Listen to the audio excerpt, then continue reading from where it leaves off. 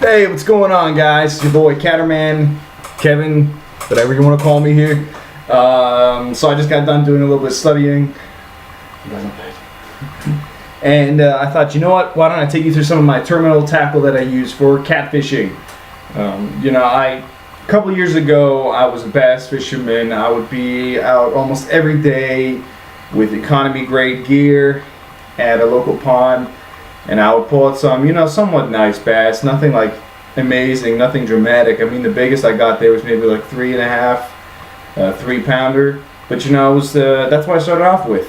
When I was growing up in Germany, and being raised there, I was fishing for perch, yellow perch, and Rotfedern, or you want to call them gold shiners. So I progressively upgraded, and eventually I got to catfish, and this is where it stopped. Like, of course I did some carp fishing too. I still do that here and there, but I basically ended up at catfish, and I find the catfishing part of the fishing hobby the most fun because there's huge fish. They're not as easy to catch as people might think. It's catfishing is really stigmatized. People are like, oh. Now I was working with one guy. He's like, "Oh man, we bass fishermen and crappie fishermen. It's all about finesse, and it's it's a lot harder than for you cat fishermen. You just find a spot and you plop yourself down, and there you go.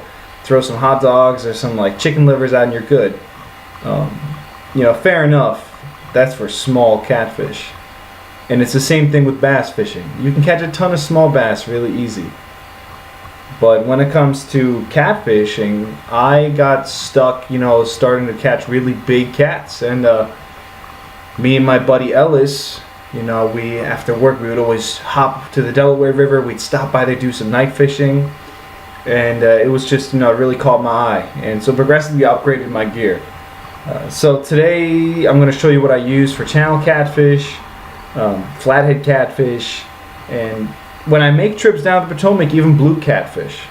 So let's get started. First off, I'm actually making a rig right now, so this will be a great time for me to video this and show you guys what the rigs that I use are and how it starts off. So first off, you guys know I love my ripping lip sprouts.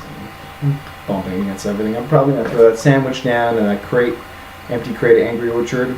So I got my casting RXA here, my Rover. Just spooled it up with some 50-pound casting braid.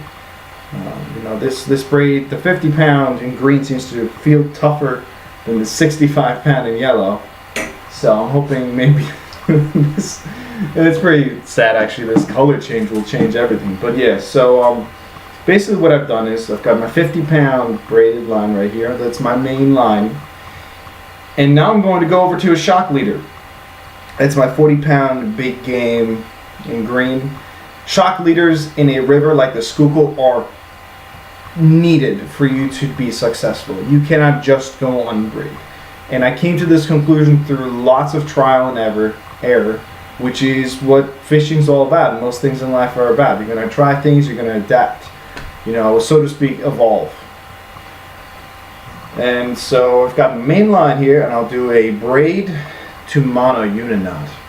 And what you do is, I take you probably can't see this too well. Also, I hope the computer's not too loud, because sometimes it really fucks up. So first you're going to take the big game, and you're going to twirl it about, I do 1, 2, 3, 4, 5. 5 is about good. I'm basically snelling this line. That's what you basically do, a snell line onto each side. So there's that snell on there, the big game. And then I'm going to do about 8 turns. 1, 2, 3, 4, 5, 6, 7, 8. With my braid, another uniknot. And what this braid to mono knot does is you've got basically 2 snells coming together right here, if you can see this. That's my mono to my braid, and I'm going to show you what this shock leader does. It stops my braid from going into the rocks. So I'm going to cut this end off.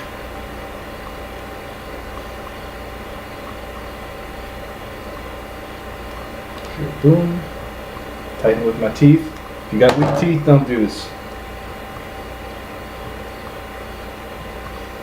Good. Like that. Put that little part off.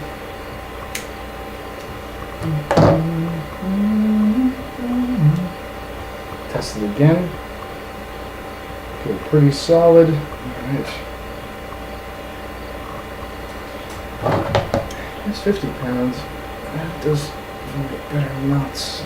65 pounds too. It just seems like a solid line. Alright, so now I've got my shock leader, right? So I've got that attached to my braid. Now I'm going to take my sinker slot right here, and I'm going to put the shock leader through that. Now I've got my shocker bead right here, and then to my barrel swivel. This is a tiny 104-pound barrel swivel, and I'll actually snell this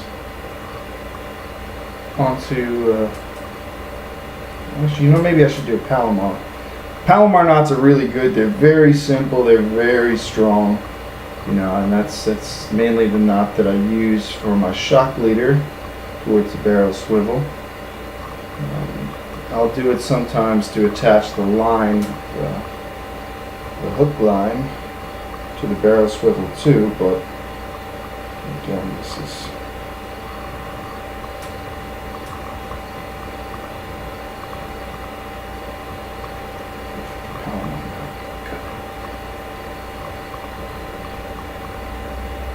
Alright, so now we've got the barrel swivel on there.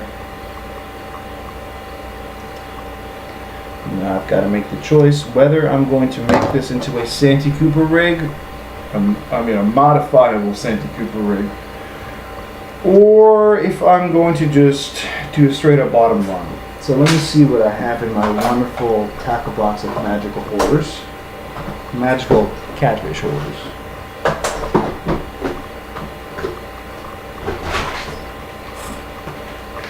That's this right here. So we've got a choice.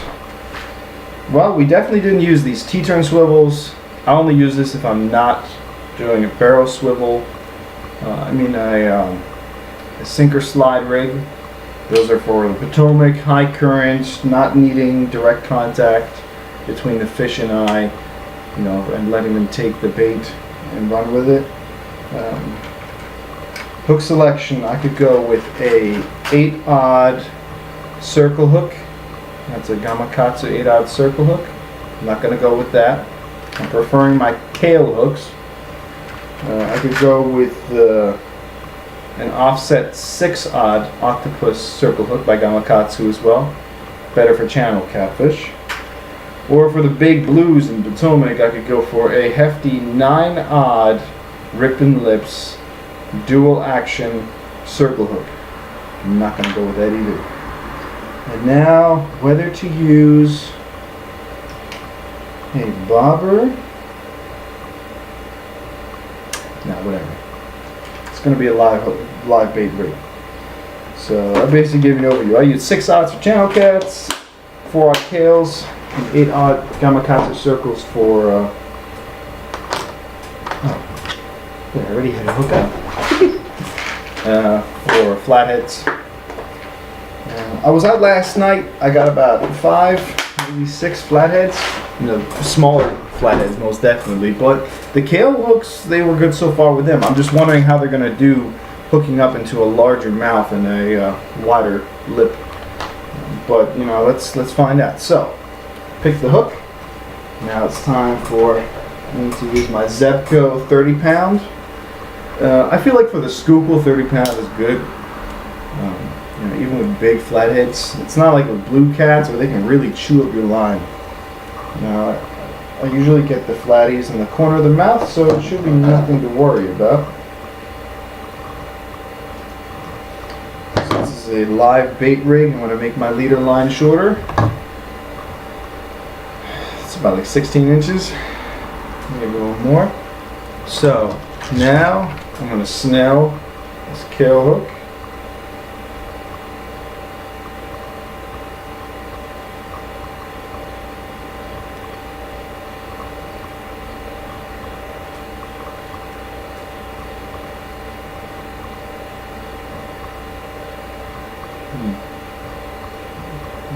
Myself a line.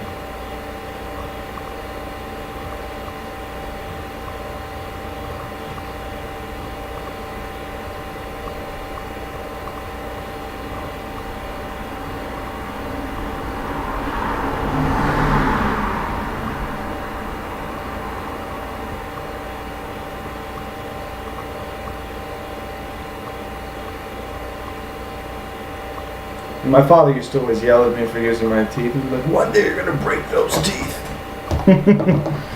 Still got them all. Well, now my mouth tastes like sunfish because I used this for some cut bait last night. Alright, so we got that snelled kale hook right here. Now all we need to do, get that barrel swivel, do a Palomar knot. We should be good. Strongest line, main line. Second strongest line, shock leader. Weakest line to the hook. Because these hooks are 15 cents and my weights are about $1 to $2 each. I'm not trying to lose a weight. I would rather lose that fish. There will always be another fish. Always another cheaper hook. There won't be so many weights because now I'm in college and I've got a budget.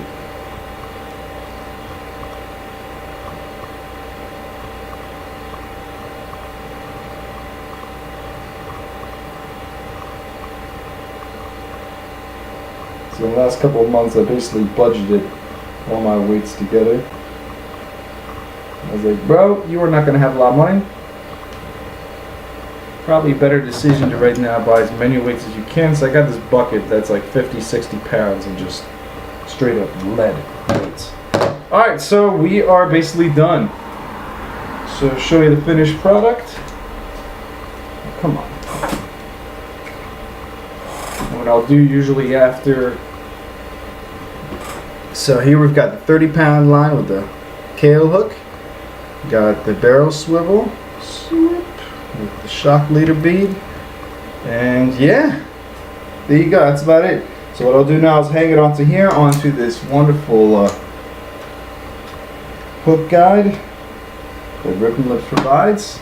Let that mono not build as much memory, and yeah. So my tackle that I use, weave over you, doing a rig up for flatheads. And yeah, that's it. Well, I'm taking a guy from my fishing club in Rowan for his first time flat fishing, tomorrow flathead fishing, so which is luck. I hope we catch something. If we do, you know, I'll make a video about that. Thanks for checking out my video, guys. Like, subscribe, please, for future content. There will be a video on me actually catching flatheads. Cheers.